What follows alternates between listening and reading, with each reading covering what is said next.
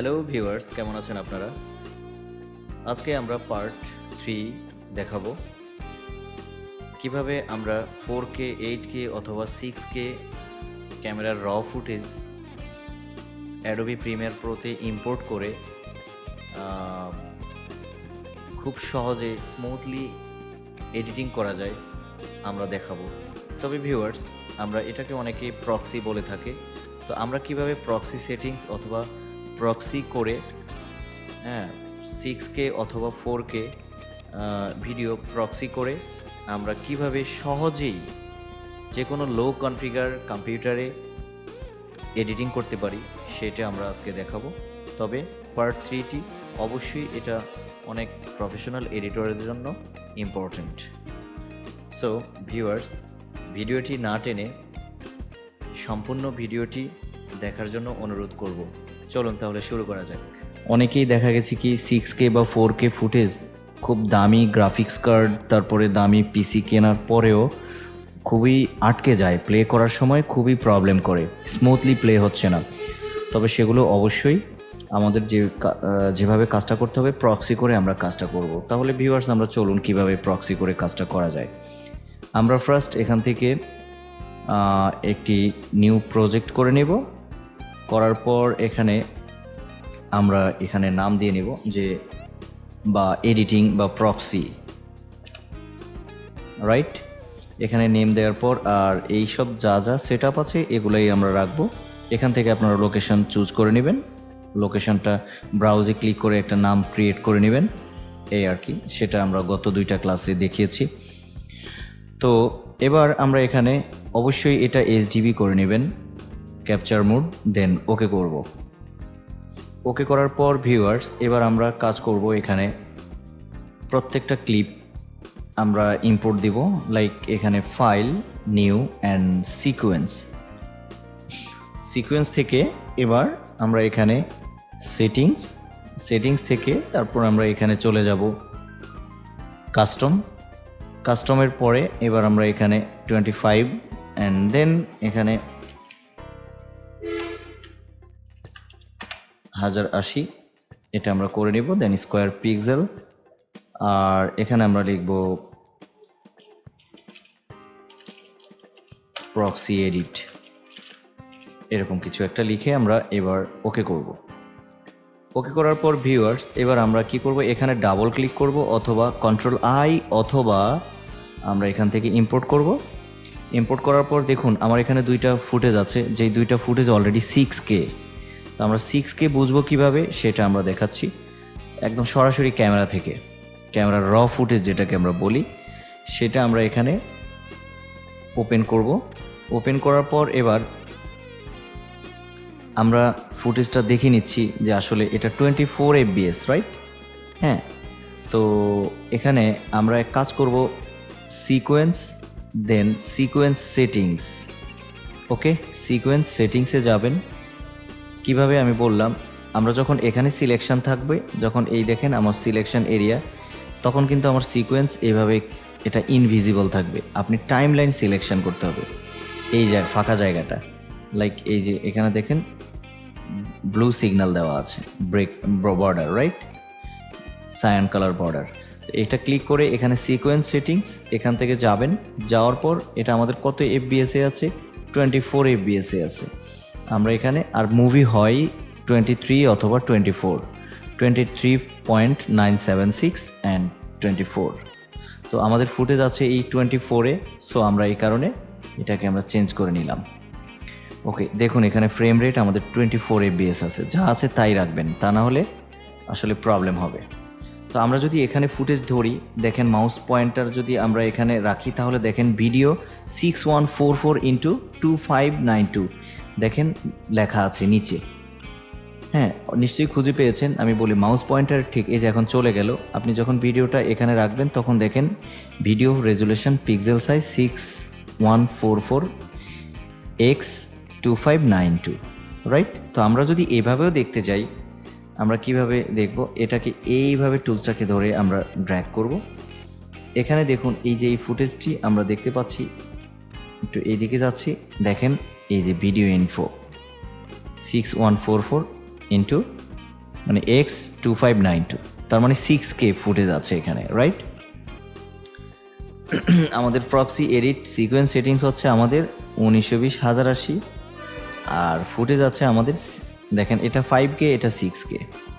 ওকে, তো আমরা এই ফুটেজগুলো কিভাবে নিয়ে কাজ করব, স্মুথলি যেন কাজ হয় আমরা সেই প্রসেস করব। তাহলে ভিউয়ার্স, এবার আমরা কি করব, এই দুইটা ফুটেজই আমরা এখানে সরাসরি টাইমলাইনে V1 টাইমলাইনে আমরা ড্র্যাগ করব। ড্র্যাগ করার পর এখানে আমরা যেই কাজটা করব, কিপ এক্সিস্টিং সেটিংস করে নেব। আমরা এখানে এটাকে অলরেডি একটা স্কেল করে নেব, যে লাস্ট বর্ডার পর্যন্ত কতটুকু আসে। এটা আমাদের 30, মেবি 32, লাইক ওকে। সেম এটাও আমাদের একই কাজ করতে হবে, 32, অথবা আমরা এক কাজ করব, এই যে এইটুকু আসলো, এইটুকুর মোশন Ctrl+C বাটন প্রেস করে কপি করব, Ctrl+C। এই মোশনে এসে আমরা কি করব, এখানে রাইট বাটন ক্লিক করে আমরা কপি করতে পারি। সেম এই যে প্লাস বাটন প্রেস করে আমি একটু এখানে এসে বড় করি, ঠিক এইটা, বুঝতে পেরেছেন? এখানে এসেও আমি কি করতে পারি, এই যে এই ফুটেজটা সিলেকশন করে ঠিক এই জায়গায় ক্লিক করে রাইট বাটন ক্লিক করে আমি পেস্ট করে দেব। পেস্ট করে দিলে দেখেন ওই সাইজটা চলে আসবে। তার মানে এটা 5K, তো এই কারণে আমাদের 32 স্কেলে অনেক ছোট হয়ে গেছে। তো আমরা একটু এইভাবে বাড়াতে পারি, মাউসের লেফট বাটন দিয়ে আস্তে আস্তে এইভাবে বাড়িয়ে দিতে পারি, তার মানে 38। তাহলে দেখুন এরকম দুইটা ফুটেজ আছে, কারণ দুইটা দুই রেশিওতে আসলে করা, একটা 5K করেছে আর একটা ক্যামেরাম্যান আর একটা 6K করেছে। তাহলে এই হলো যে অবস্থায় আছে, আমরা এটাকে একদম নর্মাল রাফ একটা রেন্ডার দিয়ে নেব এই ফুটেজগুলা, ঠিক আছে?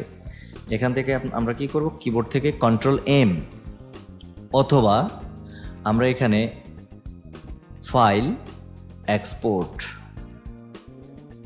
এখানে আমরা কি করব, এক্সপোর্ট দিয়ে নেব মিডিয়া, রাইট?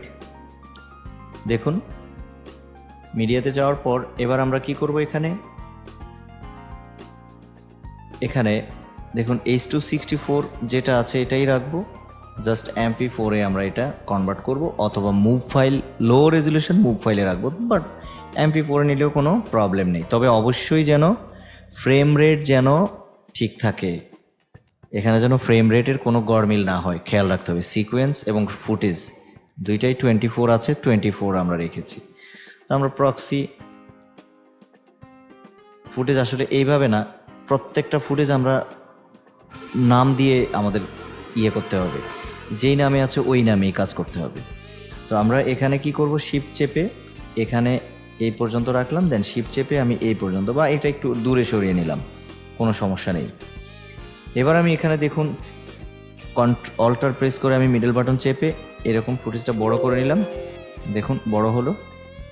এখানে আমি প্রয়োজনে ফুটেজ যেই নাম্বার আছে সেই নাম্বার আমি ক্যাপচার করে নেব বা প্রক্সি করে নেব। এই যে এটাকে আমি Ctrl+C দিয়ে রাইট বাটন ক্লিক করে আমরা কপি করে নিলাম। তারপর হচ্ছে কি, এখানে এবার Ctrl+M প্রেস করব। M প্রেস করে আমি এই জায়গায় আউটপুট নেম, ফুটেজ যেই নাম আছে সেই নামে আমি এখানে কি করব, হ্যাঁ সেই নামটা আমি এখানে চুজ করব।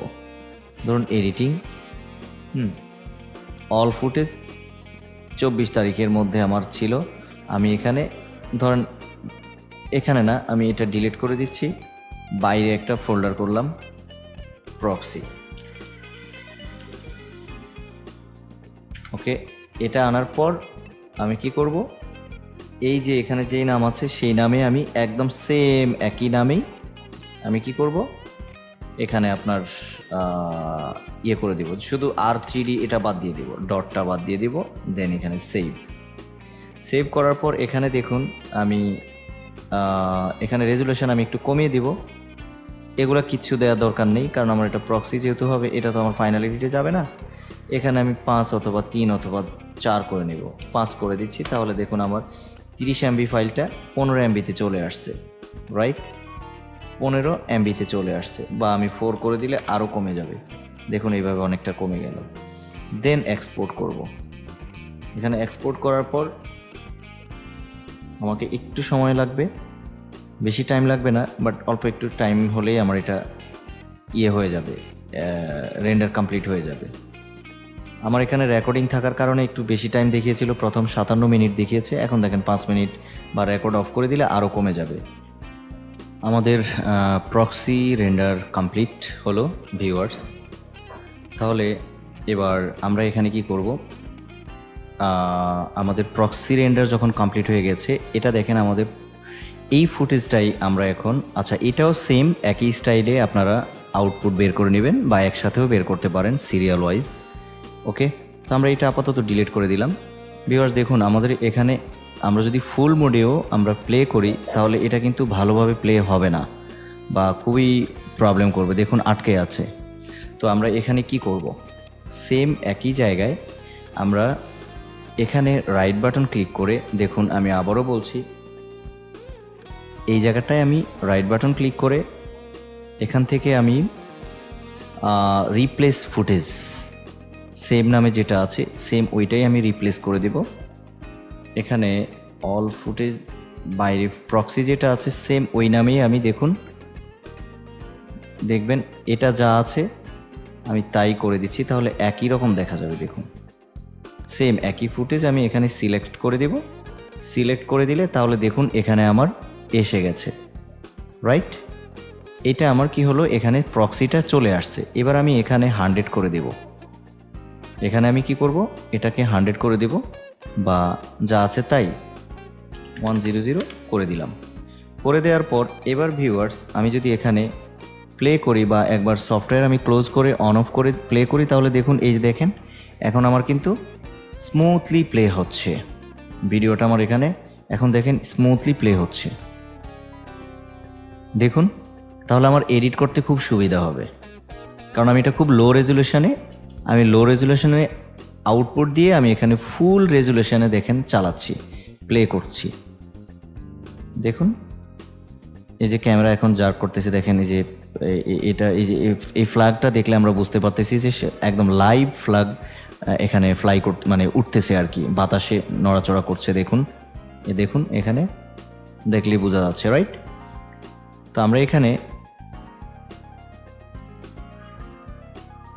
দেখুন এরকম যদি আপনার অনেক হাজার হাজার ফুটেজ থাকে, আপনি এভাবে প্রক্সি করে নিতে পারেন, স্মুথলি এডিট করতে পারবেন, আপনার এডিটিংয়ের জন্য বসে থাকতে হবে না। ধরুন এখন আমরা এখানে এডিট করব, এখানে প্লে করলাম, প্লে করার পর এবার আমরা দেখি আর্টিস্ট এখনো অ্যাকশন পোজে যায়নি, ঠিক এই অবস্থায় আমরা কি করব, কন্ট্রোল কে অথবা সি বাটন প্রেস করে আমরা এখানে কাট দিব, দেন ভি বাটন প্রেস করে আমরা এইটুকু ডিলিট করে দিব। এবার আমরা আবারও প্লে করলাম, দেখেন এখন কিন্তু ফুটেজ কিন্তু আটকে যাচ্ছে না। এবার আমরা দেখব, এবার দেখেন এখন কিন্তু এন্টার বাটন প্রেস করে র্যাম্প প্রিভিউ রেন্ডার দেওয়া লাগছে না। দেখুন এটা আগে গ্রিন হতো, রেড ছিল, এখন দেখেন ইয়েলো সিগনালে আছে, রাইট। দেখুন দেখুন ইয়েলো সিগনালে আছে, রাইট। আমরা এবার যাব আবার এখানে এই যে এক্সপ্রেশন ছেড়ে দিয়েছে, তার মানে হচ্ছে কি আমরা এই পর্যন্ত রাখতে পারি, এই পর্যন্ত রাখতে পারি, তারপরে হাসি চলে আসছে, ঠিক আমরা এক ফ্রেম করে একটু পেছনে যাব, ব্যাস এইটুকু করে আমরা সি বাটন প্রেস করে আমরা এখানে কি করব, এটা রেখে দেব। ওকে গাইজ, আর এখন আমি এখানে রাইট বাটন ক্লিক করে রিপল ডিলিট দিয়ে দেবো। এরকম আপনার যদি মনে করেন আরও 500 ফুটেজ থাকে, একই স্টাইলে আপনি কাজটা করবেন।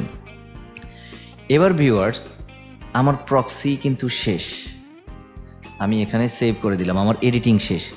এখন আমি আরেকটা কি করব, সেভ এজ দিয়ে, এখানে সেভ এজ দিয়ে এখানে আমি লিখবো, দেখেন একটা প্রক্সি, দেখুন এবার লিখবো আমি এখানে ফাইনাল এডিট। ওই ফাইলে কিন্তু সেভ করব না, আমরা এখানে আরেকটা প্রক্সি না লিখে এখানে আমরা ফাইনাল এডিট লিখে আমরা সেভ করে নিব। করে এবার আপনি এই যে যেটা দেখতে পাচ্ছি আমরা সেম এখানেই আমরা কি করব, দেখেন 24 fps আছে, বুঝতে পেরেছেন। এটা আমরা প্রয়োজনে যদি এখানে খুঁজে না পাই, ধরুন এখানে অনেকগুলো ফাইল থাকলেও খুঁজে পাবেন না, তারপর আপনি এটা সিলেকশন করবেন, রাইট বাটন ক্লিক করে এখানে দেখেন রিভেল ইন প্রজেক্ট, এখানে গেলেই দেখবেন এটা সিলেকশন হয়ে যাবে। হয়ে যাওয়ার পর এখানে রাইট বাটন ক্লিক করে আমরা এখানে কি করব, রিপ্লেস করে ওই যে অরিজিনাল যে ফুটেজটা আছে সেটা আমরা রিপ্লেস করে দেব। লাস্টে কত, L_001, এই যে তার মানে এল, এটা আমরা এখানে সিলেকশন করে দিব। সিলেকশন করে দিলে দেখেন আপনার সেম ওই ফুটেজটা চলে আসছে। আমাদের আগে কত ছিল 32, আমরা এখানে 32 করে দিব।